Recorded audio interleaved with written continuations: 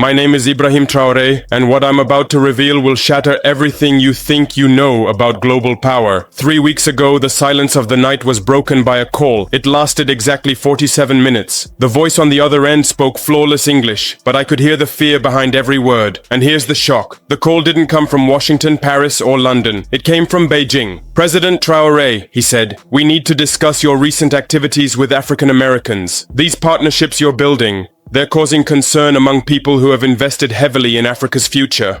That phone call revealed something that shocked even me. For the past 20 years, while America ignored Africa and Europe tried to maintain colonial control, China quietly became Africa's largest trading partner. They built roads, railways, ports, and factories. They loaned us money, invested in our infrastructure, and convinced us they were different from Western powers. And what I'm about to reveal will shatter everything you think you know about global power. 3 weeks ago, the silence of the night was broken by a call. It lasted exactly 47 minutes. The voice on the other end spoke flawless English, but I could hear the fear behind every word. And here's the shock. The call didn't come from Washington, Paris, or London. It came from Beijing. About what we're building together.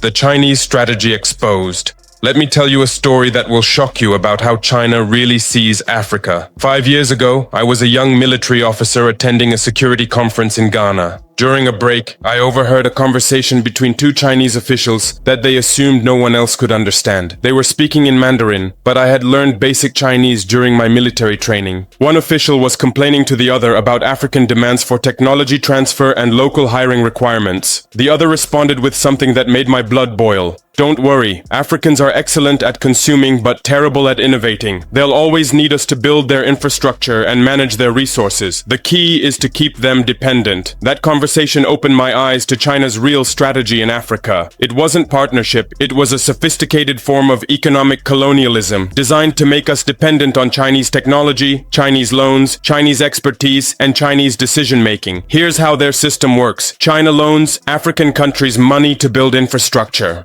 But the loans come with conditions. Chinese companies must do the construction. Chinese workers must fill most of the jobs. Chinese technology must be used exclusively. And when African countries can't repay the loans, China takes control of the infrastructure they built. They call it the Belt and Road Initiative. I call it the Debt and Control Initiative. But here's what China didn't anticipate. They assumed that Africa would always be desperate for outside expertise and investment. They never imagined that 50 million African Americans with $1.6 trillion in purchasing power and centuries of innovation experience would remember they were African and decide to come home. That's when their carefully constructed plan started falling apart. The moment China realized they had a problem, 6 months ago, something happened that sent shockwaves through Beijing's Africa policy establishment. A Chinese state-owned company had been negotiating to build a telecommunications network across West Africa. They had spent 3 years and millions of dollars on lobbying, feasibility studies, and relationship building. They were confident the contract was theirs. Then Marcus Johnson happened. Marcus, the African-American software engineer I told you about in my previous message, had formed a partnership with technology companies in Nigeria, Ghana, and Burkina Faso. Instead of importing Chinese telecommunications infrastructure, we decided to build our own using African-American expertise and African innovation. Marcus's team didn't just match Chinese capabilities, they exceeded them. They designed systems that were more secure, more affordable, and more adaptable to African conditions. Most importantly, they trained African engineers to maintain and upgrade the systems independently. When the West African telecommunications contract was awarded to African companies supported by African-American expertise instead of Chinese state enterprises, something unprecedented happened in Beijing. For the first time in 20 years of African engagement, China lost a major infrastructure contract, not to European or American competitors, but to Africans, working with African Americans. That's when Chinese officials realized they weren't just competing with Western powers for African markets anymore. They were competing with Africa itself.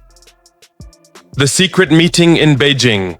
What I'm about to tell you was supposed to remain classified, but I believe you have the right to know how global powers really view Africa and African Americans. 2 months after Marcus's telecommunications victory, I received an invitation that surprised me. The Chinese government wanted to host me for an informal consultation about mutual development interests. They offered to fly me to Beijing first class, accommodate me in their finest guest facilities, and arrange meetings with their highest level officials. I accepted the invitation, but not for the reasons they expected. The meeting meetings in Beijing were unlike anything I had experienced with Western officials. The Chinese didn't lecture me about democracy or human rights. They didn't demand political reforms or social changes. They got straight to business.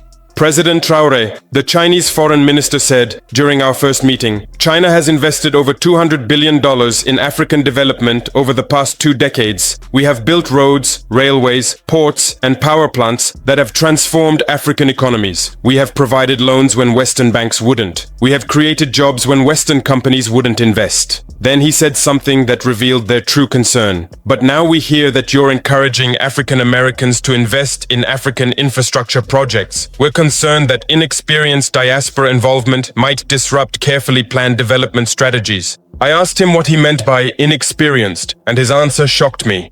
President Traore, African Americans may have succeeded in American technology and business, but they don't understand African conditions. They don't have the scale, expertise, or resources to manage continental development projects. That's when I realized what was really happening. China wasn't concerned about African American inexperience. They were terrified of African American expertise. The truth. China doesn't want you to know. During my second day in Beijing, something happened that exposed China's real fears about the African-American alliance. I was scheduled to meet with representatives from major Chinese corporations that operate in Africa. Mining companies, construction firms, telecommunications providers, financial institutions. The meeting was supposed to last 2 hours. It lasted 6. Each company representative told me the same story with different details. African-American professionals were arriving in African countries with skills, networks, and resources that Chinese companies couldn't match. More importantly, these African-Americans weren't just bringing money. They were bringing knowledge that made African communities less dependent on Chinese solutions. A Chinese mining executive told me, African-American engineers are training local workers to operate equipment that we thought only Chinese technicians could handle. They're making our expertise less necessary. A Chinese telecommunications representative complained, African-American tech experts are helping African companies develop software solutions that compete directly with our products. They're creating alternatives where we thought none existed. But the most revealing comment came from a Chinese financial services executive. African Americans understand both American market systems and African community needs. They're creating financial products that serve African populations better than anything we can offer. They're making Chinese financial services irrelevant. That's when I understood what was really terrifying China. For 20 years, they had positioned themselves as Africa's only alternative to Western dependency. They had convinced African leaders that Chinese partnership was our only path to development and modernization. But African Americans were proving that Africa had another option. An option that didn't require dependency on any foreign power. An option that combined African resources with African American expertise to create genuinely African solutions. The economic war begins. What happened next proved that China would fight to maintain their African dominance.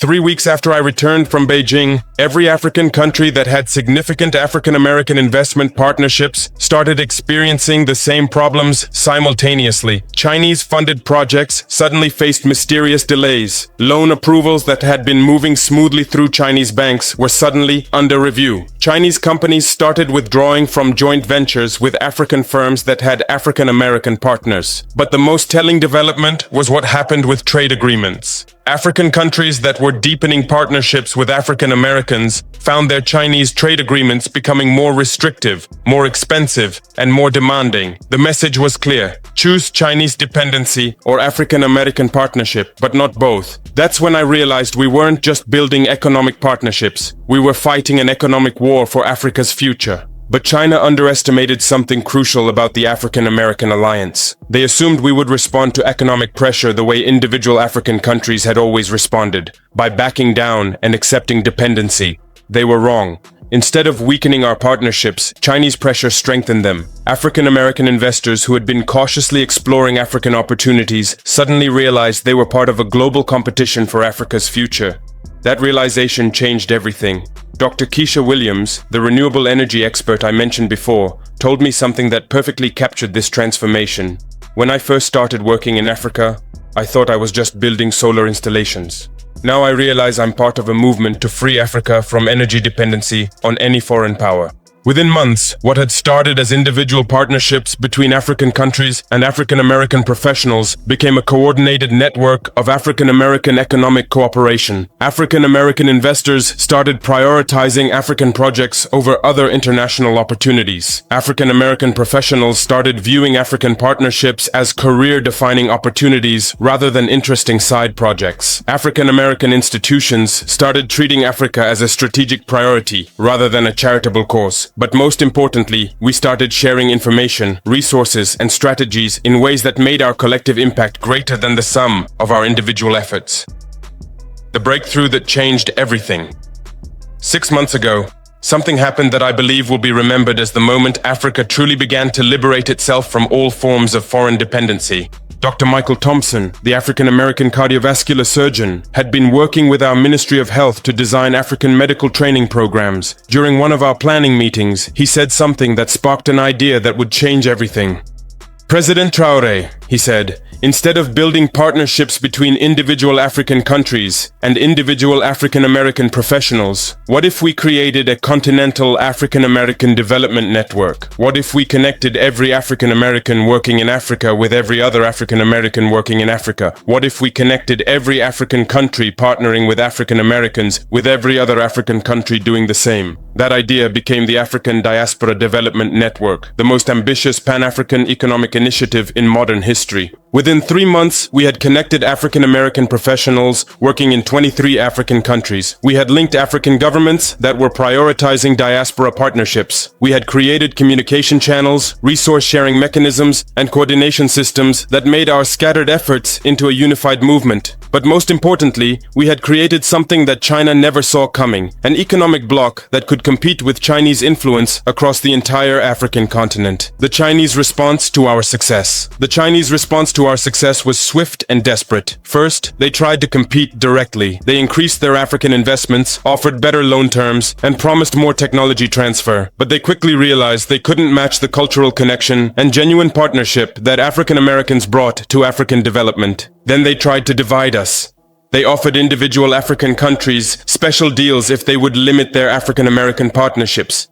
They offered African American entrepreneurs lucrative opportunities in Asia if they would reduce their African investments. When those tactics failed, they resorted to something I never expected. They tried to copy us. Chinese companies started hiring African Americans as consultants and advisors, hoping to replicate the cultural connection that made our partnerships so effective. Chinese institutions started offering scholarships to African American students, hoping to create loyalty to Chinese interests. But what they couldn't replicate was the authentic family bond that drives African American cooperation. They couldn't manufacture the pride that African Americans feel when they contribute to African success. They couldn't create the sense of homecoming that motivates African Americans to invest their best efforts in African projects. That's when I knew we had won something more important than economic competition. We had proven that authentic relationships are more powerful than strategic interests. The global implications. What we've built together over the past 2 years isn't just changing Africa and African America. It's changing global power dynamics in ways that extend far beyond our communities. When Africa becomes less dependent on Chinese infrastructure, Chinese global influence decreases. When African Americans prioritize African investment over other international opportunities, capital flows in directions that strengthen black communities instead of foreign powers. When African countries work together with African American expertise, we create economic models that other developing nations can follow.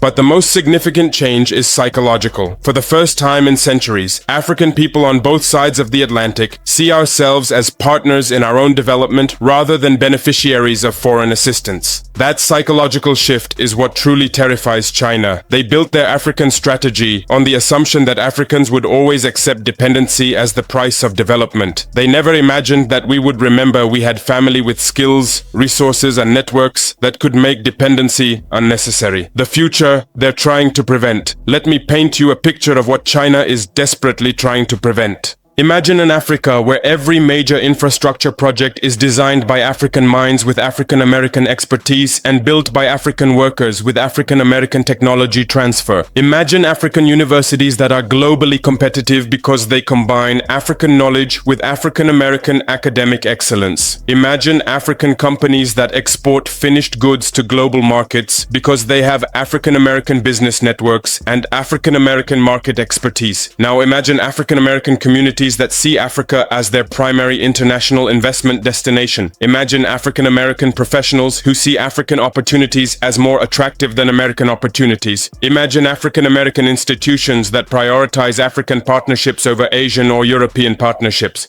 That's not just Africa.